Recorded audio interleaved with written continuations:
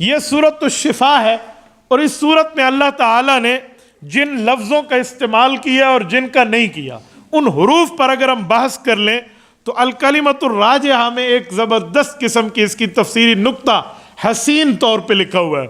وہ کہتے ہیں اس سورت میں حضرت شاہ عبد العزیز محدث دہلوی فرماتے ہیں اس سورت کا پہلا لفظ ہے الحمدللہ۔ الحمدللہ کے 8 حرف ہیں اور جنت کے 8 دروازے ہیں۔ فرمایا دل کی رضا اور رغبت کے ساتھ اللہ تعالیٰ کے خوف اور جنت کے شوق سے جو بندہ الحمدللہ 8 حروف کہتا ہے، اللہ اس کے لیے جنت کے 8 دروازے کھول دیتے ہیں۔ اور کلمہ راجحہ میں ایک زبردست ایک عجیب بات بھی لکھی ہے۔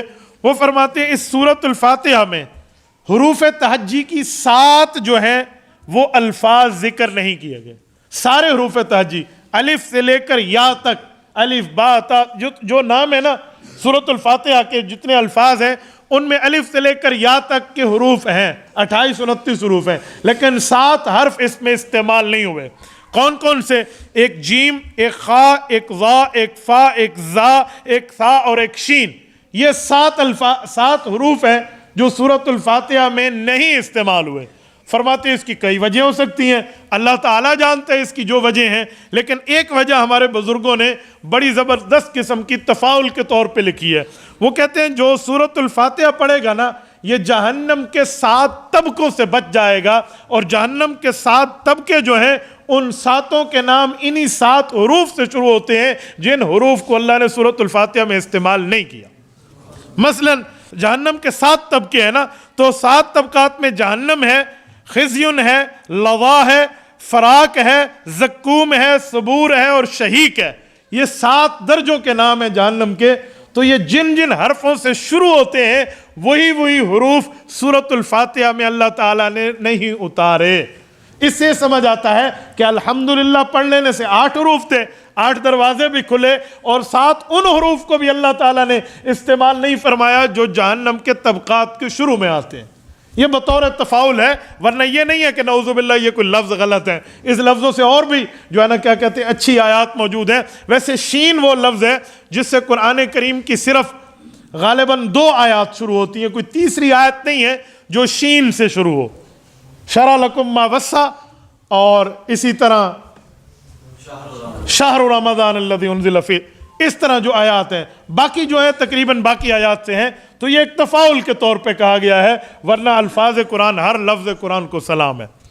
اور سورۃ الفاتحہ میں ایک بات میں مزید آپ کی خدمت میں عرض کروں، یہ وہ سورت ہے جب بندہ اس کو پڑھتا ہے تو اللہ تعالیٰ اپنے بندے کے ساتھ اس کے جواب میں ساتھ بات فرماتے ہیں۔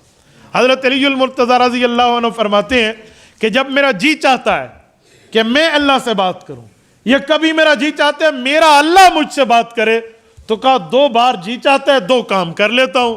کہا وہ کیا؟ کہا جب میں چاہتا ہوں میرا اللہ مجھ سے بات کرے تو میں اس وقت قرآن کریم پڑھتا ہوں کہ قرآن کریم اللہ کی باتیں ہیں، اور جب میں چاہتا ہوں میں اللہ سے بات کروں تو کہتے ہیں نا میں نماز شروع کر دیتا ہوں، کہ نماز میں بندہ اپنے اللہ سے بات کرتا ہے۔ کتاب الصلاۃ جلد اول صحیح مسلم حضرت ابو ہریرہ رضی اللہ تعالیٰ کی حدیث ہے، اللہ کے رسول صلی اللہ علیہ وسلم نے فرمایا جب بندہ ایک جملہ سورۃ الفاتحہ کا کہتا ہے رب کریم جواب دیتے ہیں۔ مثلا الحمدللہ رب العالمین کہتا ہے تو رب کریم فرشتوں کہتے ہیں حامدنی عبدی، میرا یہ بندہ میری تعریف حمد کر رہا ہے۔ اور جب یہ کہتے ہیں الرحمن الرحیم، رب فرماتے ہیں اثنا علی عبدی، اس نے میری ثنا میری توصیف بیان کی ہے۔